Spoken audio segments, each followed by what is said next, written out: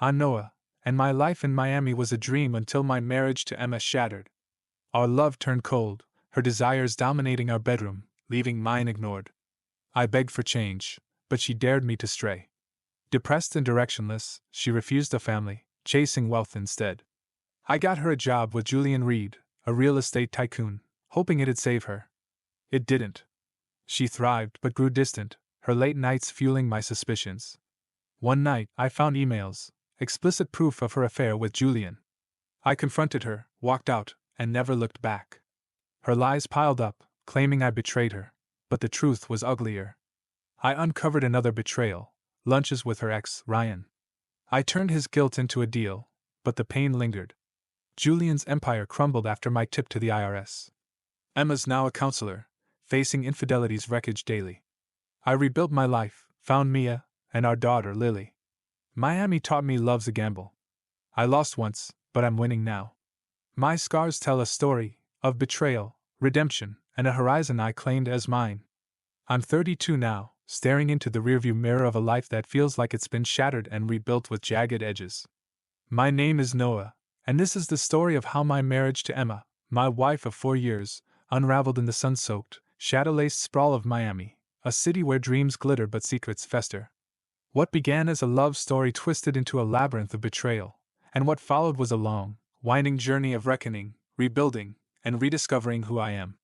This isn't just about the end of a marriage, it's about the years I spent clawing my way out of the wreckage, the ghosts I faced, and the man I became. It's about the choices we make, the consequences we carry, and the strength it takes to write a new ending. Emma was 28 when the fault lines in our marriage started to show, though in hindsight, they'd probably been there from the start, hidden beneath the surface like cracks in Miami's sun-baked pavement. We met in our mid-20s, when the city was a canvas of possibility. I was a graphic designer, hustling freelance gigs for South Beach nightclubs, luxury hotels, and yacht brokers, while Emma was a dreamer, always chasing the next big thing but never quite catching it. Our early days were a blur of passion, late nights dancing at Ocean Drive bars, skinny dipping in the Atlantic under a full moon, and a wedding in a kitschy Art Deco chapel that felt like a bold middle finger to the world.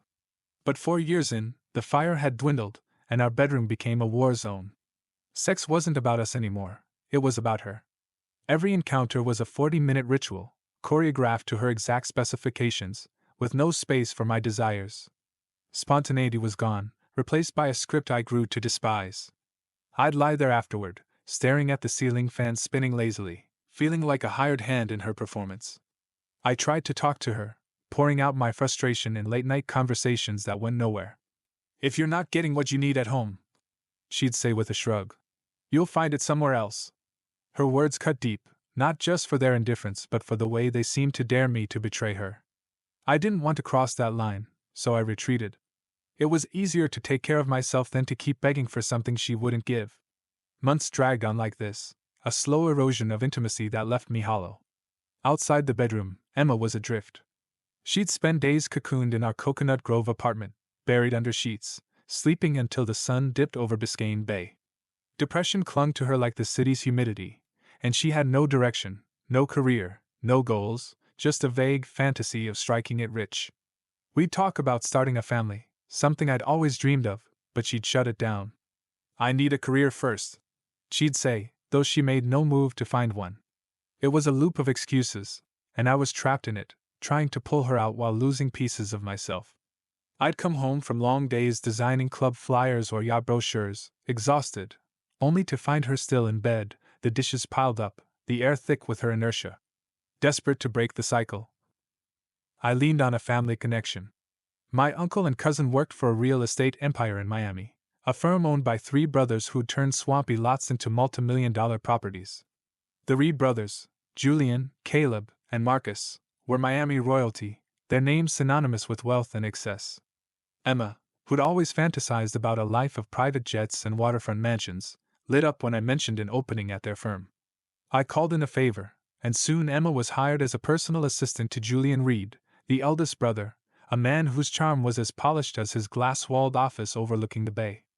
I thought it was a lifeline, a chance for her to find purpose. I was wrong. At first, the job was a godsend. Emma came alive, her eyes sparkling with stories about high-stakes deals, celebrity clients, and the dazzling world of the Reed Empire. She'd leave early, come home late, and talk endlessly about Julian, his vision, his charisma, his genius. I was relieved, even proud, thinking she'd finally found her footing. But the late nights grew longer, her phone became a constant distraction, and her warmth toward me cooled to a distant frost. She'd dodge my questions, snap when I pressed, and brush off my attempts to reconnect. A knot tightened in my gut, a whisper of suspicion I tried to silence. Something was wrong, but I didn't want to believe it. One night, Emma invited a friend from our local community center, Claire, over for drinks. They were in the living room, laughing over mojitos, the clink of glasses echoing through our apartment, while I slipped into the home office to check my emails. Emma's laptop sat open on the desk, her account still logged in. I hesitated, my fingers hovering over the keyboard. I wasn't the type to snoop, but the unease in my chest pushed me forward. I clicked on her inbox, and there they were, dozens of emails from Julian Reed, their subject lines innocuous but their contents anything but. My heart pounded as I opened one, then another, each message a knife to the chest. They were explicit, intimate, detailing an affair unfolding in Julian's office, in hotel suites, even in his sleek black Porsche parked in some dark Miami lot. My hands shook as I forwarded every email to a burner account I created on the spot, preserving the evidence before she could delete it. I stood, my legs unsteady, and walked into the living room. Emma was mid-laugh, her glass raised, her face glowing with a carefree ease I hadn't seen in months. I locked eyes with her and said, "I've seen the emails between you and Julian." Her smile vanished, her face paling as if I'd drained the blood from her. Claire glanced between us, confused, but I didn't wait for excuses. I grabbed my keys and walked out, the humid Miami air hitting me like a wall. That night, I checked into a motel in Hialeah, its neon sign flickering like my broken world. I started packing my life into boxes, each one a step away from the life I'd thought we'd build. My phone erupted with notifications, Emma's voicemails, her texts, a chaotic mix of pleading, apologizing, and accusing. "You're overreacting," one message read. "Come home, we can talk." Then, "How could you do this to me?" As if I were the one who'd betrayed her. I ignored them all, letting the silence speak for me. For weeks, I crashed with a friend, a bartender named Sam who let me take his couch in exchange for designing his bar's promo graphics. Miami kept pulsing around me, its lights and music a constant mockery of my pain. I'd walk South Beach at night, the crowds blurring into a haze, wondering how I'd missed the signs, how I'd let it come to this. When I finally agreed to meet Emma, it was at a diner in Wynwood, a neutral spot where the clatter of dishes could drown out the tension. I brought a stack of printed emails, each one a shard of her betrayal. I slid them across the table, my voice steady but raw. "Explain these. Tell me I've got it wrong." She barely glanced at them, her eyes fixed on the table. "I don't want to see them," she said, her voice flat, devoid of remorse. I leaned forward, giving her one last chance. "If you don't explain, I have to believe what's in here." She said nothing. Her silence a confession louder than words. I stood, left the papers on the table, and walked out. The next day, I filed for divorce. Emma begged for counseling, swearing we could salvage what was left, but the wound was too deep. Trust, once shattered, doesn't glue back together because you wish it would. I saw her betrayal every time I closed my eyes. Julian's name, those emails, the life she'd chosen over ours. I moved on, or at least tried to, renting a small studio in Coral Gables and throwing myself into my work. Miami, with its relentless energy, didn't let me wallow, but it didn't let me heal either. The months that followed were a blur of survival. I took on more design clients, working late into the night to keep my mind off the pain. Sam's bar became my second home, not for the drinks but for the noise, the distraction of conversations that didn't revolve around my failed marriage. I'd sit at the counter, sketching logos on napkins, while Sam poured shots and listened to my rants. "You're better off," he'd say, sliding a beer my way. "She didn't deserve you." I wanted to believe him, but the betrayal clung to me, a weight I couldn't shake. It's been 12 years since that night, and the scars are still there, faded but never gone. Emma never owned up to what she did, never apologized. Her parents, who I suspect she kept in the dark, never reached out. In a twist that feels like the universe's dark humor, she's now a counselor at a faith-based nonprofit in Tampa, spending her days listening to clients unpack the devastation of infidelity. I wonder if she flinches at their stories, if the irony ever keeps her up at night. She tried to rewrite the narrative, spreading lies that our marriage ended because I'd gotten someone else pregnant. The truth? That happened years later, long after I'd walked away, when I was trying to rebuild with someone new. Her lies were desperate, a smokescreen to hide her guilt, but they couldn't erase the truth. Then came the second betrayal. A year after the divorce, I ran into Emma's old fling, Ryan, at a dive bar in Little Havana. He was a slick-talking yacht salesman now, peddling luxury boats to tourists and locals alike. Over a rum, he let slip that he and Emma had been meeting for catch-up lunches. During our marriage, their old spark rekindling behind my back. Another knife, another wound. I hid the sting, playing it cool, and turned his guilt into a deal, a steep discount on a small boat I'd been eyeing. It wasn't justice, but it was something. As for Julian Reed, I didn't let him walk away clean. His firm was dirty, funneling personal expenses, like the imported tiles for his Key Biscayne mansion, through the company books to dodge taxes. I sent an anonymous tip to the IRS, detailed enough to spark an investigation. Last I heard, Julian was neck-deep in audits, his empire teetering as the feds closed in. It wasn't revenge, not exactly, just a reminder that actions have consequences. The years that followed were a slow climb out of the wreckage. I built a new life, piece by piece, in a city that chews up dreamers and spits them out.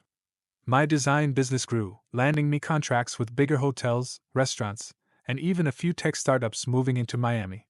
I dated cautiously at first, each relationship a lesson in trust and vulnerability. I met Mia, a photographer with a laugh that could cut through the darkest days, and we built something real, something honest. We've got a daughter now, Lily, whose tiny hand in mine feels like redemption. But the past doesn't stay buried in Miami. 2 years ago, I got a call from Claire, Emma's old friend from the community center. She'd moved to Tampa, and we'd lost touch, but her voice was heavy with something unsaid. She told me Emma had been asking about me, dropping my name in conversations, spinning stories about our marriage that didn't add up. Claire, who'd been there that night with the mojitos and the emails, wanted to set the record straight. "She's not okay," Claire said. "She's carrying something, and it's eating her alive." Part of me wanted to reach out, to confront Emma one last time, to demand the apology she'd never given. But what would it change? I'd spent years untangling myself from her lies, her choices. I didn't need her remorse to move forward. Instead, I thanked Claire and let it go, the weight of that decision lighter than I expected. Last month, I was back in Tampa for a client meeting, designing visuals for a new beachfront resort. On a whim, I drove by the nonprofit where Emma works, a low brick building with a sign preaching hope and healing. I didn't go in, didn't need to. I just sat in my car, the engine idling, and thought about the woman I'd loved, the life we'd lost, and the man I'd become. Miami had taught me that love is a gamble, and not every hand is worth playing. I'd bet on Emma once, and I'd lost. But I'd bet on myself, and that was a win I'd never trade. The road hasn't been easy. There were nights when the loneliness hit like a storm surge, when I'd replay every moment of our marriage, searching for the exact second it went wrong. I'd lie awake, wondering if I could have done something different, if I'd missed a chance to save us. But the truth is, you can't save someone who doesn't want to be saved. Emma made her choices, and I made mine. I chose to walk away, to rebuild, to believe I was worth more than her betrayal. Miami is a city of reinvention, and I've reinvented myself more times than I can count. I'm not the naive 20-something who married Emma, nor the broken man who left her. I'm Noah, father, partner, artist, survivor. I've learned that trust is fragile, but it's also renewable. I've learned that pain doesn't define you unless you let it. And I've learned that sometimes, the best revenge is living well, not out of spite, but because you deserve it. Lily's laughter pulls me back to the present, her tiny voice calling me from the backyard where she's chasing fireflies with Mia. I step outside, the Miami air warm against my skin, and I smile. This is my life now, not perfect, but mine. Emma's story, Julian's empire, Ryan's guilt, they're all chapters in a book I've closed. The pages ahead are blank, and I'm writing them one day at a time, with love, with purpose, with a heart that's learned to beat again. The years after the divorce were a crucible, forging me into someone new.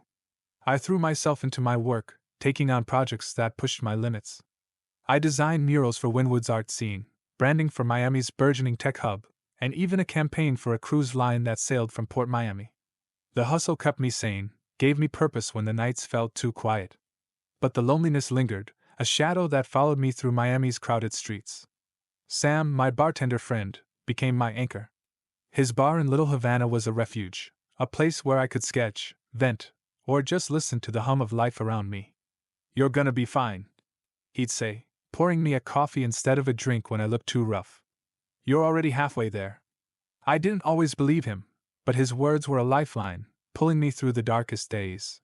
I started running, too, not just for exercise, but to outrun the memories.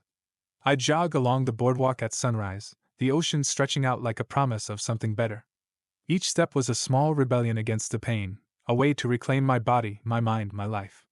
I'd pass couples holding hands, families laughing, and I'd feel a pang, but also a spark of hope.